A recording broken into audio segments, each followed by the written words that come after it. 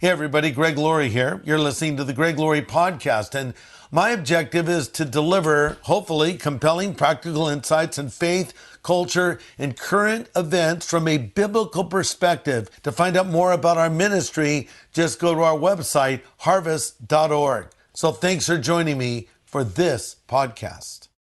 Let's welcome Captain Scotty Smiley to Harvest. Right, Captain. Thank Scotty, you. it's great to have you here, and thank you for coming, especially on Veterans Day, and thank you for your service to our country and the sacrifices that you've made. We met years ago. You were a cadet at West Point, and I was in speaking there, and I think we were presenting the cadets with Bibles. What year was that? I think it was 2002.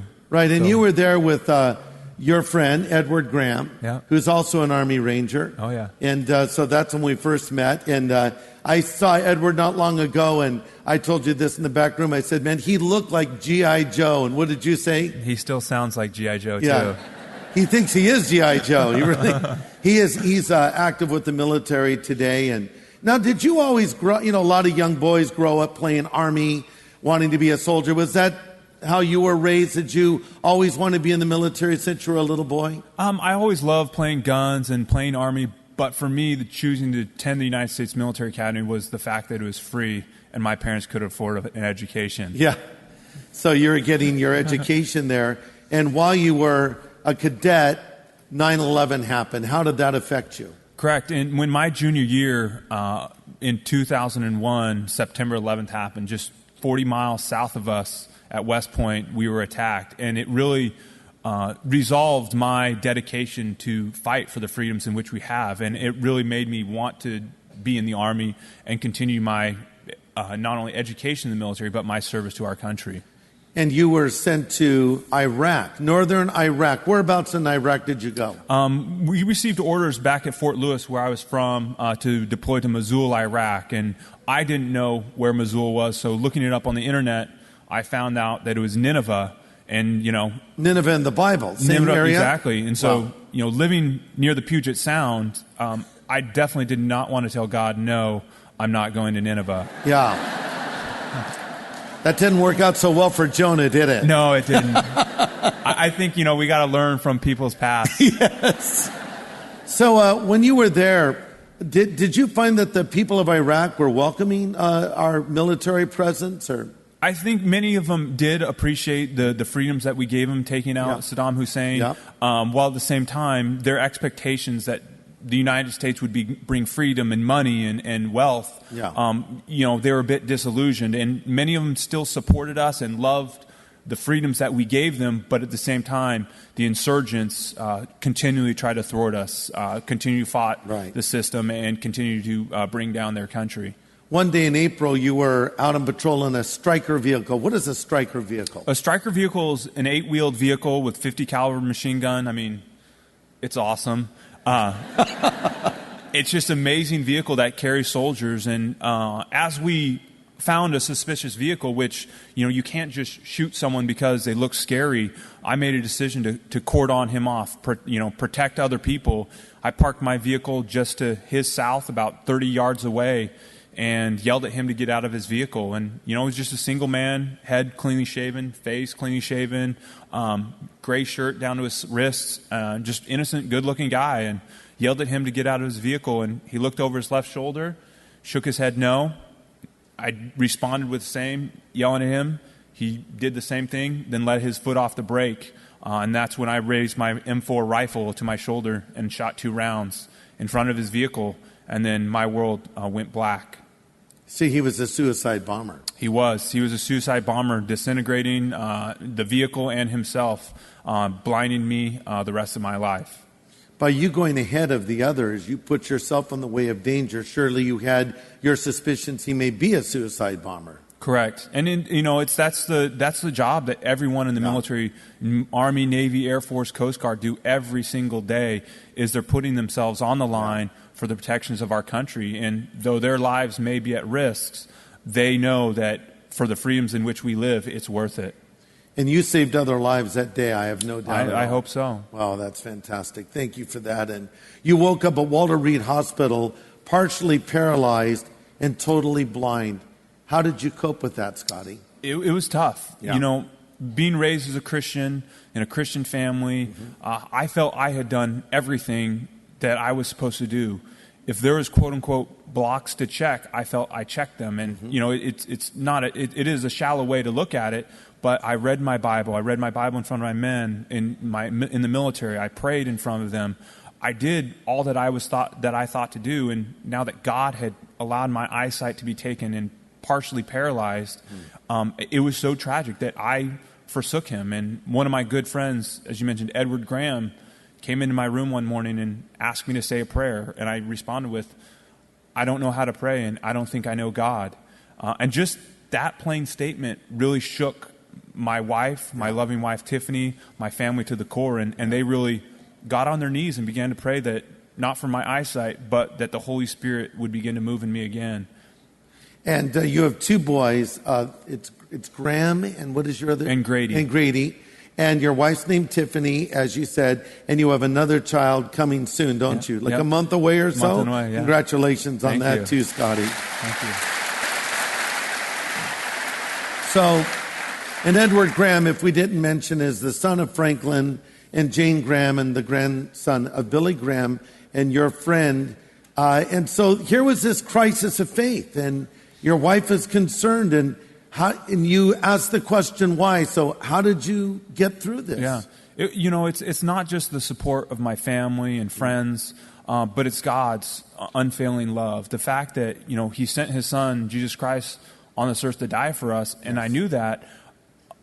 But we have to choose Him, and we have a choice each and every day to not choose Him and to walk away. And me knowing that, I had to first, ask Him to forgive me. And one of the, important moments was I used to teach Sunday school at the military academy, and I would say no to Toby Keith, Gary Sinise, 3-star, 4-star generals who would want to see me. Like, I didn't want to see them. But when my wife came into my room one day and said, Scotty, Andrew wants to see you, I just broke down because I knew it was Andrew Harris who I had taught Sunday school to. And I realized that if God could still use me to positively influence a young child, that He truly would have, a way to use me in the future, blind or not. And it was just a choice that I had to make, was to ask God to forgive me. And then it was that slow process in regaining my wife's love, regaining God's love in closeness, whether it's through reading the Bible, through prayer and supplication. But that road is still ongoing, but it's awesome.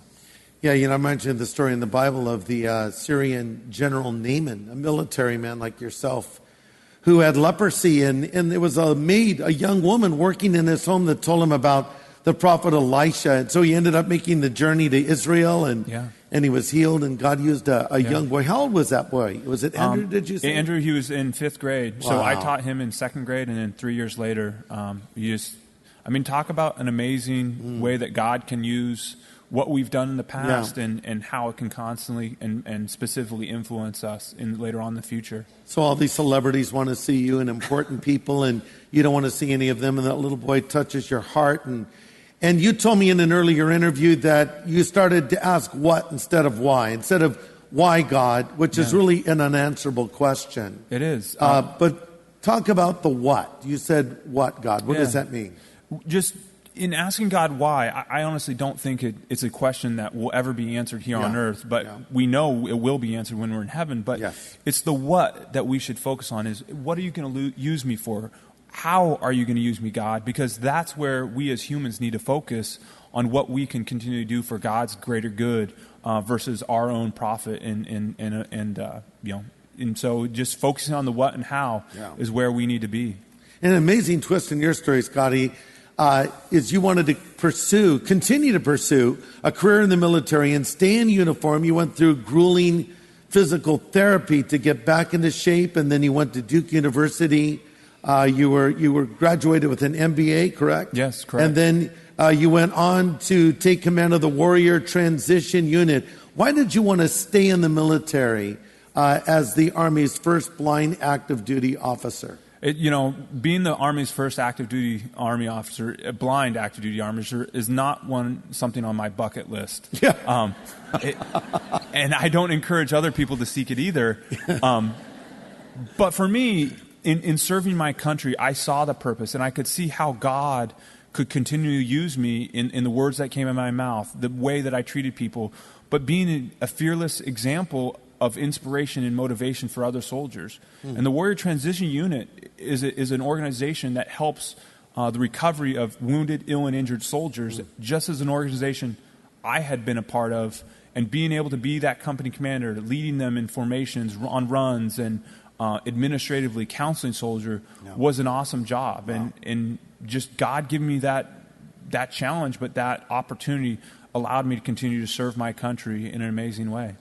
Absolutely. The Apostle Paul says that we can comfort with the comfort we've been comforted with. And when someone is faced what you've faced, wounded in combat, losing your vision, but yet pressing on as a soldier, what a powerful example you are. But not only to fellow soldiers, but to all kinds of people facing adversity and hardship. And there are people watching right now, listening right now, that are facing severe adversity, maybe not as bad as what you faced, Scotty, but yet it's serious, and they may be having a crisis of faith. What would you say to them? What words of hope would you offer them? We all go through struggles and trials, physical, mental, emotional, spiritual, but God has those and places those in our lives for a reason, and it's to grow our strength and to grow His good Lord.